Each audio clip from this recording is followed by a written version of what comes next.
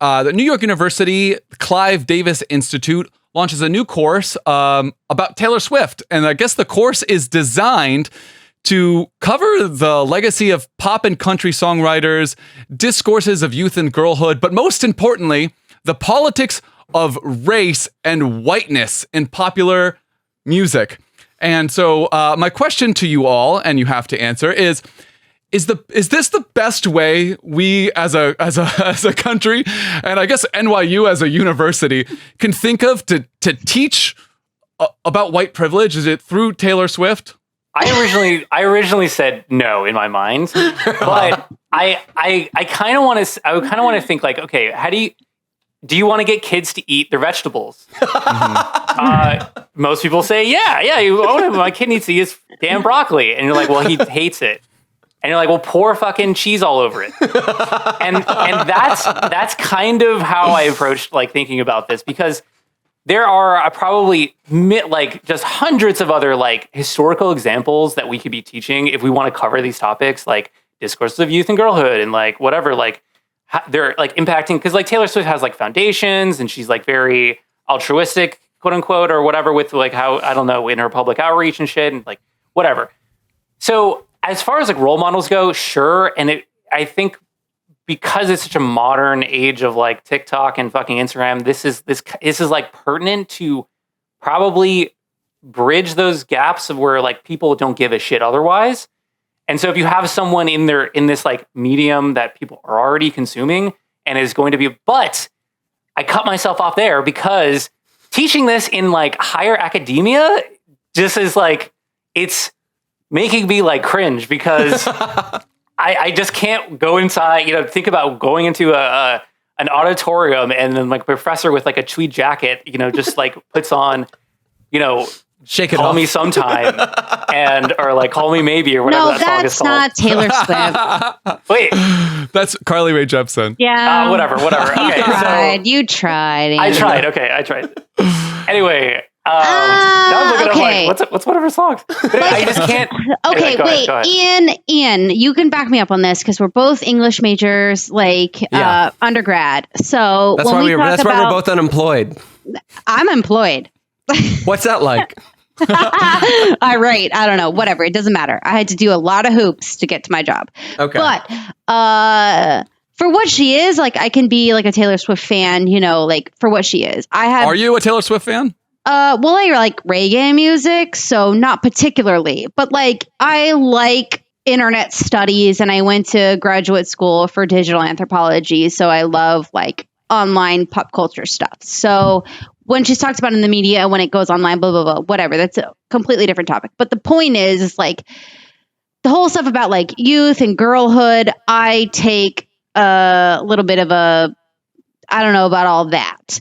But when it comes to like talking about work that's out in like public and, it's consumed by the public, I think back on like Oscar Wilde and all these different things where they're shaping sort of the environment that they're in at the time, and like their personal, like, in when he, like specifically Oscar Wilde, when he's going out and he's, considered a certain way, and he's looked Are at you it. comparing Taylor Swift to Oscar No, Wilde? I'm not. I'm just saying, like, Don't drag him into this. Listen, he's one of my favorites, and so when I was thinking about like why would this make sense, I was thinking, well, a lot of like his, like personal life is drawn into when you study about Oscar Wilde, right? He's a dandy and he's this and that, and it's all like drawn in together.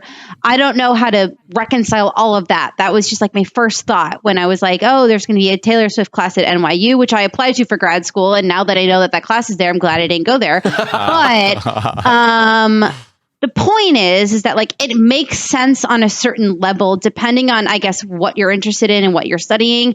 I'm very confused about the youth and girlhood part.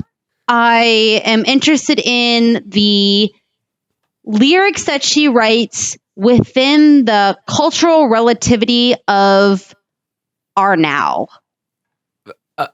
Okay. So I guess I don't taking it somewhere else. I think that so I guess the question, all right, so the question was, is the best way to learn about like white power or what, like I don't know White how privilege. white privilege, sorry, through Taylor Swift is like, that's like asking if the best way to learn about Africa is through British colonialism. Like I don't see it. Yeah, the point that you made, Andy, I like it, but I still find issue with it of like trying to get kids to eat their broccoli. Like one, this is for like college students, which like I guess like they're still kids, but it's not actually. I mean, they're adults, and some, I don't know, whatever. That's arguable, I guess. Whatever. But what I was also going to say is just like in that metaphor, there's like something like kind of like upsetting about the fact that it's like no, you guys like.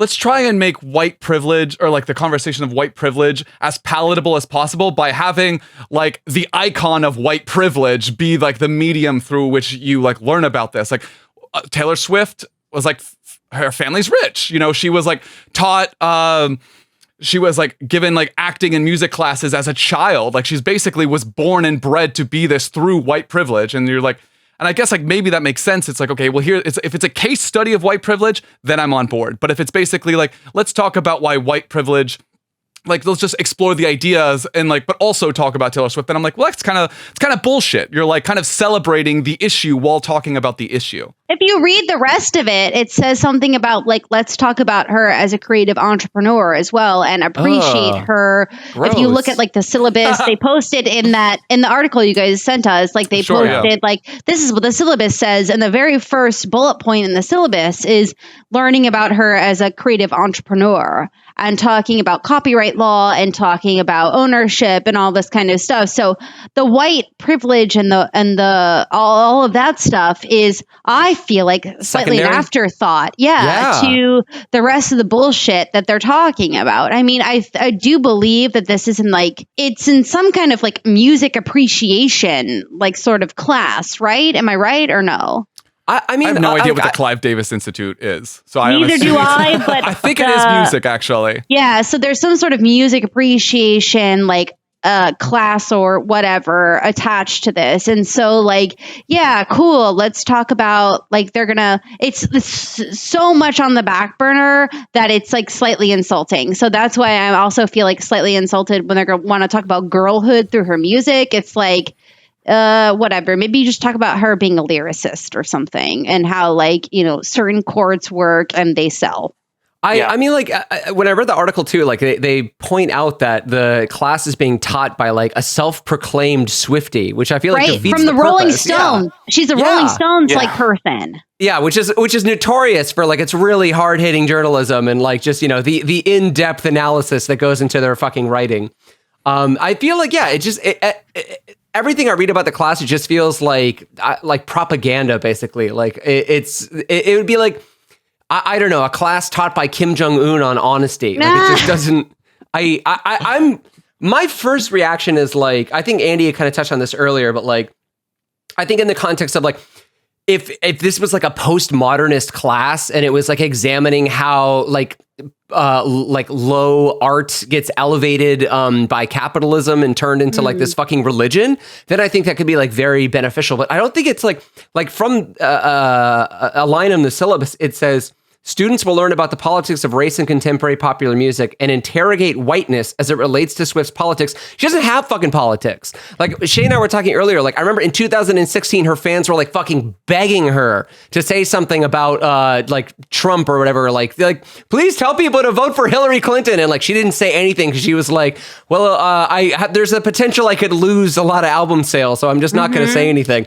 And then when she does get political, she just says, vote. She didn't say to vote for who. She's like, both of them make good points. Just vote. Just get out there.